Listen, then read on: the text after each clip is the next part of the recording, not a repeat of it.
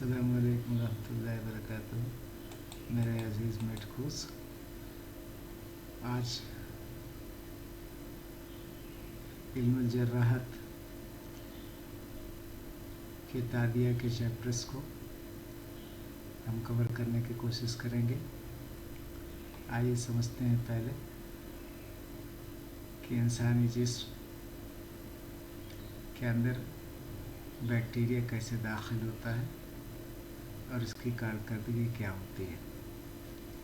इसके समझने के बाद नवी तादिया और ग़ैर नवी तादिया और ग़ैर नवी तादिया से मुंसलिक जो 5 अमराज ख़ास तौर से आपको पेपर में दिए गए हैं उसके बारे में मुताला करेंगे। तो जहाँ तक बैक्टीरियल इन्फेक्शन के मराहिल, स्टेटस ऑफ बैक्टीरियल इन्फेक्शन का मसला है, सबसे पहले ये दखूल और इस्तक़रार इंसानी जिस्म में ये दाखिल होता है और वहाँ पर अपने को इस्टेब्लिश करता है, क़ायम कर लेता है। फिर उसके बाद उसकी अफजाइश होती है, मल्टीप्लिकेशन, और फिर उसके बाद खून और लिम्फ के ज़रिए फैलता है।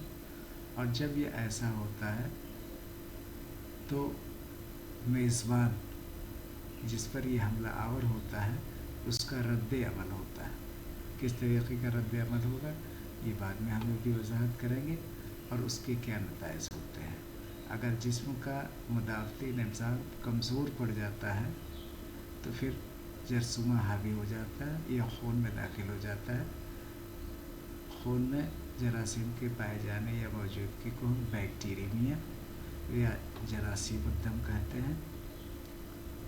और जब ये खून और लिम्फ के ज़रिए दीगर मकामात पर पहुँच करके अपने स्पोर्स वगैरह जो है पैदा करता है और अफूनत पैदा करता है, तो उसको हम सेप्टिसीमिया या ताफ़न दम कहते हैं।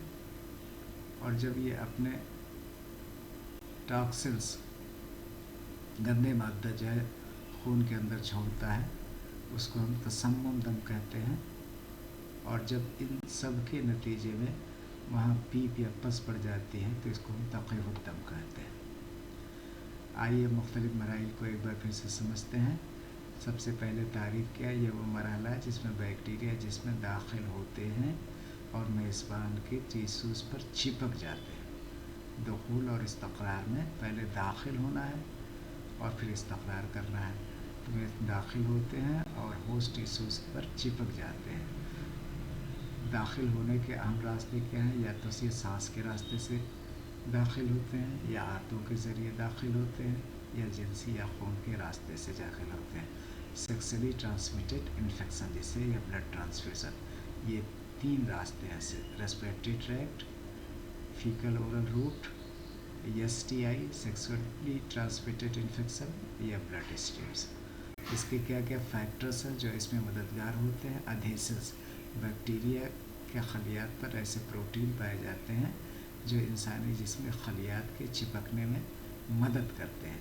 इसी प्रोटीन के ज़रिए ये आपका जरासीम इंसानी जिस्म या जानवर के जिस्म पर चिपक जाते हैं। दूसरा अवामिल या फैक्टर जो इसको आगे बढ़ाते हैं उसको है वीरुलेंस फैक्टर।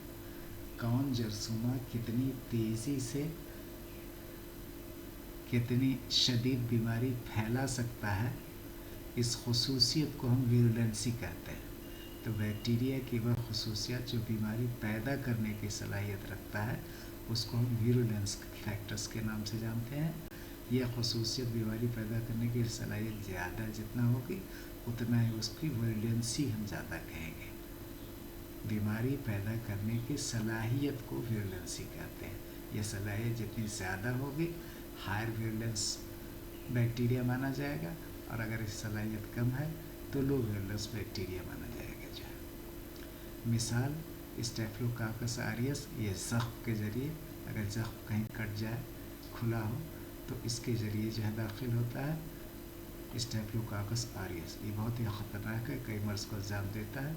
दूसरा माइकोबैक्टीरियम ट्यूबरकुलोसिस, जैसा कि आप जानते हैं ट्यूबरकुलोसिस तपेदिक की बीमारी इसी बैक्टीरिया के बायस होती है, और इस सांस या रेस्पिरेटरी ट्रैक के ज़रिए आपके ऊपर पहले ट्रैकिया पे, फिर उसके बाद ब्रांकियोल, ब्रांकियोल, एल्विलाई और एल्विलाई से जिस्म में जो है ये दाखिल हो जाता है, मुंतकिल हो जाता है। तो इस तरीके से ये दुखूल का मराहिल था। दूसरा फैलाव और अफजाइश, ये दाखिल होगा इंसान कि कहीं पर भी जा कर के किसी के घर में मकान में दाखिल होता है तो फिर उसके बाद पैर फैलाना शुरू कर देता है और अपनी नशोनुमा शुरू कर देता है। तो फैलाव और अफजाइश, उसी तरह से बैक्टीरिया भी ये मेज़बान के जिस्म में दाखिल हो गए और दाखिल होने के बाद इसका फैलाव और अफजाइश मल्टीप्लिकेशन होगा। बैक्टीरिया जिस्म के अंदर अपनी तादाद बढ़ाते हैं या और खून और लिम्फ के ज़रिए दूसरों हिस्सों तक फैल जाते हैं। अब इनके फैलने के क्या तरीक़े हैं? खून के ज़रिए फैलते हैं, लिम्फ के ज़रिए फैलते हैं, या सीधा टिश्यूज़ के अंदर दरअंदाजी कर जाते हैं, जिसको हम डायरेक्ट इन्वेशन करते हैं। अब इसके असरात क्या होते हैं?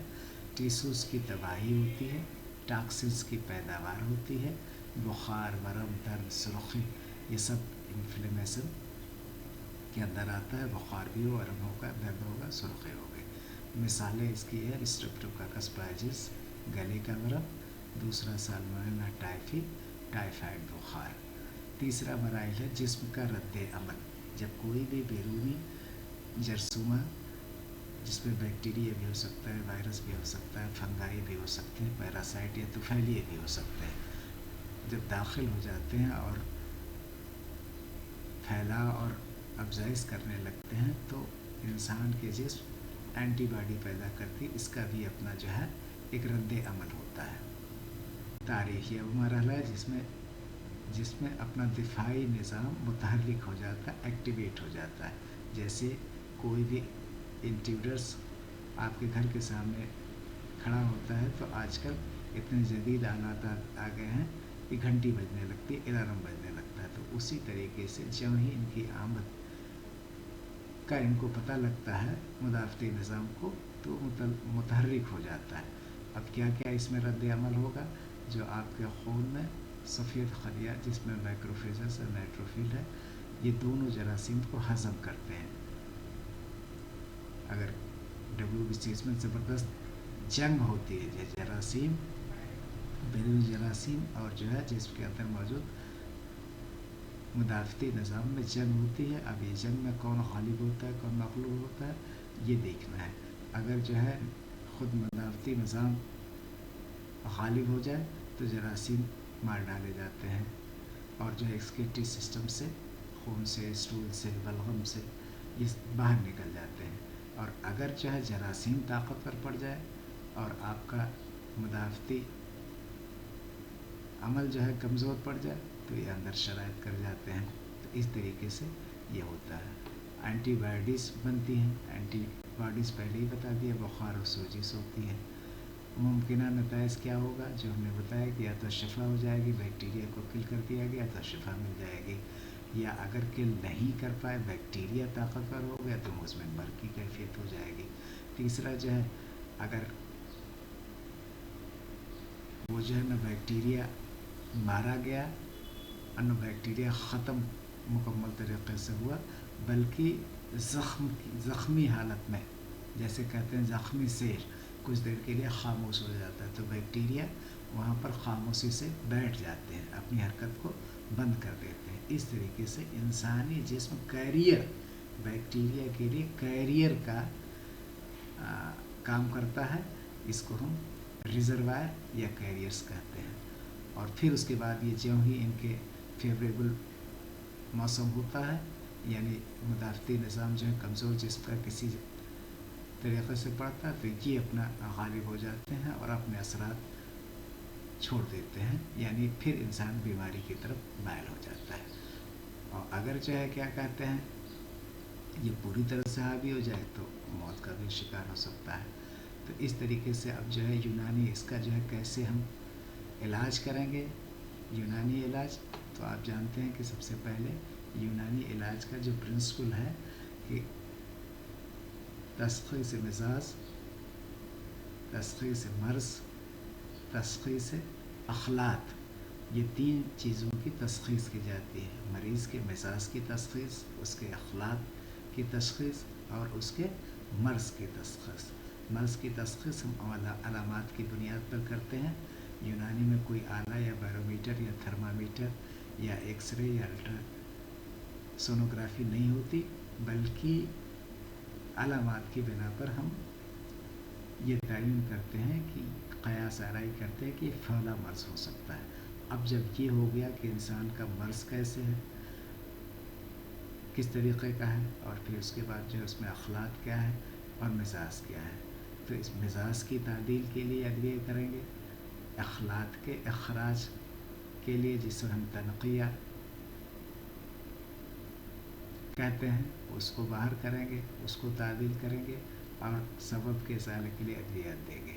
تو اس سبب کا ازالہ، مزاج کی تعدیل، اخراج فاسد مادہ جسے تصفیہ اور تنقیہ کہتے ہیں، تقویت بدن اور قوت مدافعت، جسمانی تقویت روح یا بدن کے لیے ادویات دی جاتی ہیں، اور قوت مدافعت بڑھانے کے لیے بھی ادویہ کا استعمال کیا جاتا ہے. اب اس میں مناسب ادویہ ہوگا جوانس منقع، شربت بزوری، اکسیر مدافع، حسب سوزاک، حب سوزاک، مرض اور مزاج کے لیے چاہے غذائی چاہے ہلکی غذائیں دیں، پانی کی زیادتی کریں، آرام و حفظان نوسات کا خیال رکھیں. نتیجہ کل بحث کا یہ ہے کہ بیکٹیریا انفیکشن ایک